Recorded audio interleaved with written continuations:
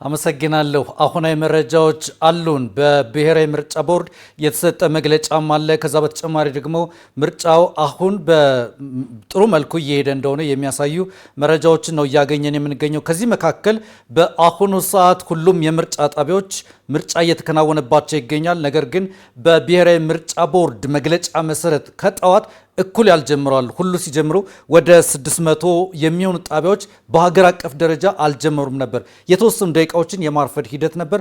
ነገር ግን ከደቂቃዎች በኋላ ጠዋት ማለት ነው ከ12 ሰዓት በኋላ ተጠቃለው ሁሉም ወደ ምርጫ ተገብቷል። ስለዚህ በዚህ ሰዓት ኢትዮጵያ እየመረጠች ነው በሁሉም የምርጫ ጣቢያዎች።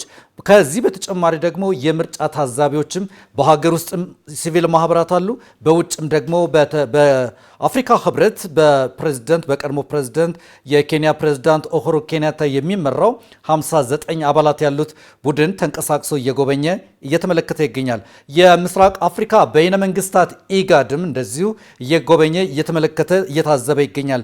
በእነዚህም ምልከታቸውንም እንዲሁ አጋርተዋል። በምልከታቸው ውስጥ የተመለከትነው ኢትዮጵያ እየመረጠች ያለችው ሂደቱ በጥሩ ሁኔታ እንደሆነና ይህ ለአፍሪካም ከአፍሪካ መጻኢ ዕድል ጋር ከአፍሪካ እቅዶች ፖሊሲዎች ጋር የሚናበብ መሆኑን በተለይም ደግሞ የቀድሞ የኬንያ ፕሬዝዳንት እና የታዛቢ ቡድኑ መሪ የልዑኩ መሪ ኡሁሩ ኬንያታ ተናግረዋል። ከዛ ባለፈ የብሔራዊ ምርጫ ቦርድ ሰብሳቢ መላተወርቅ ኃይሉ በተናገሩት መሰረት አሁን ላይ በሀገር ውስጥ የሚገኙ የሲቪክ ድርጅቶች መካከል በ39723 ሰዎች በእነዚህ በሲቪክ ድርጅቶች ውስጥ ያሉ ምርጫዎችን እስካሁን ባለው ሰዓት ውስጥ መታዘባቸውን ከቦርዱ የተገኘው መረጃ ያሳያል። እስካሁን ባሉ አንዳንድ ቦታዎች ላይ የነበሩ በተለይም ደግሞ ከጠዋት መጀመሪያ ላይ ከነበረው ችግር ጋር ተያይዘው የሚጠቀሱት የመጀመሪያው በብዙ ቦታዎች አሁንም የተወሰነ ሰልፍ አለ።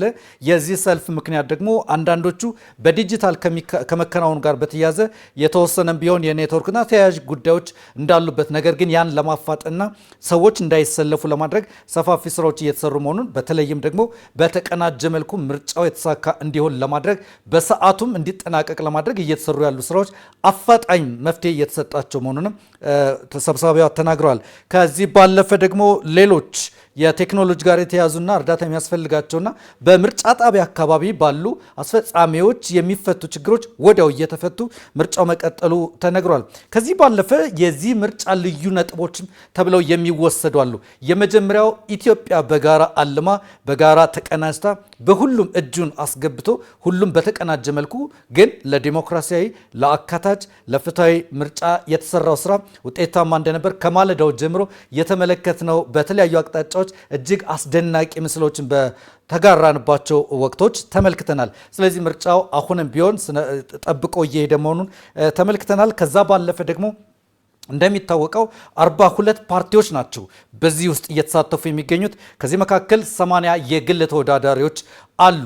በሁለቱም ወገን በአሁን ሰዓት ሀገር እያስተዳደረ ያለው ፓርቲም ሌሎችም ተፎካካሪ ፓርቲዎችም እንደዚሁ የሚጠበቅባቸውን በተለያዩ መልኩ ምርጫ ድምፅ ከሰጡ በኋላ ቃላቸውን ተናግረዋል። ይህ በቀደሙት ጊዜያት በብሔራዊ ምርጫ ቦርድ ከተዘጋጀው 19 የምርጫ ክርክሮች 5 ቋንቋዎች ከተካተቱበት ሰፋፊ ፖሊሲዎች ከተነሱበት የምርጫ ክርክር ጋር በተናበበ መልኩ አሁን ደግሞ ምን ልንሰራ የሚገባል የሚለው በሀገር እየመራ ባለ ፓርቲም በሌሎችም ተፎካካሪ ፓርቲዎች ውስጥ በመሪዎቻቸውና በተለያዩ አካላት በፓርቲዎች ውስጥ ባሉ ሰዎች እየተነገሩ ያሉ ነገሮች አሉ። የመጀመሪያው ኢትዮጵያ እየመረጠች ነው፣ የምታሸንፈው የኢትዮጵያ ምርጫ ነው። ከዛ በተጨማሪ ደግሞ እየተከናወኑ ያሉት ነገሮች በሙሉ ኢትዮጵያን ታሳቢ ያደረጉ እንዲሆኑ እየተነገረ ይገኛል። ከዛ ባለፈ ምርጫው እንዴትም ይሁን እንዴት ሂደቱን ተመልክተናል። ስለዚህ የምርጫ ውጤትም በሂደቱ እየታየ ነውና ከዛ በኋላ ያለው ሀገር የመምራት ለማንም ቢሆን ለማን ዋናው ነገር ኢትዮጵያ ለዲሞክራሲ ልምምድ ኢትዮጵያ ለተሻለ የምርጫ ሂደት የሰራችው ነገር አለ።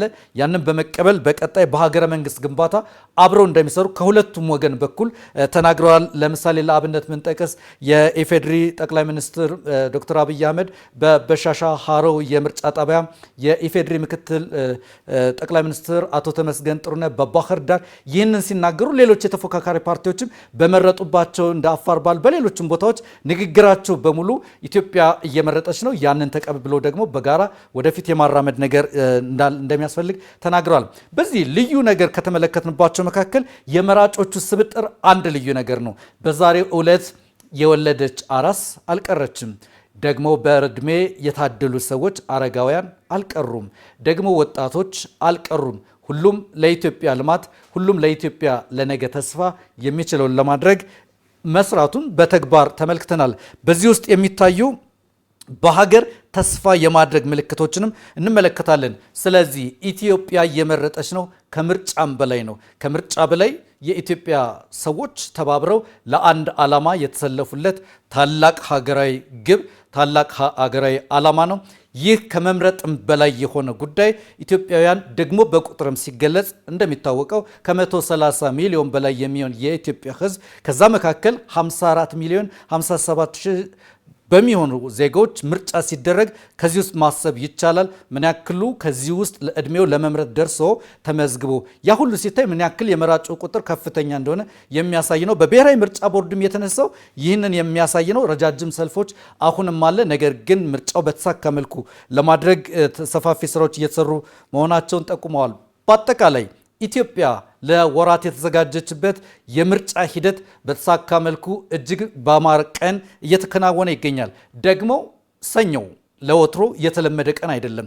ዛሬ ሰኞው የምርጫ ቀን ሲሆን ምናልባት በታሪክ የመጀመሪያው ሊሆን ይችላል። የቀደሙት ጊዜያት እሁድን ያደርጉ ነበር።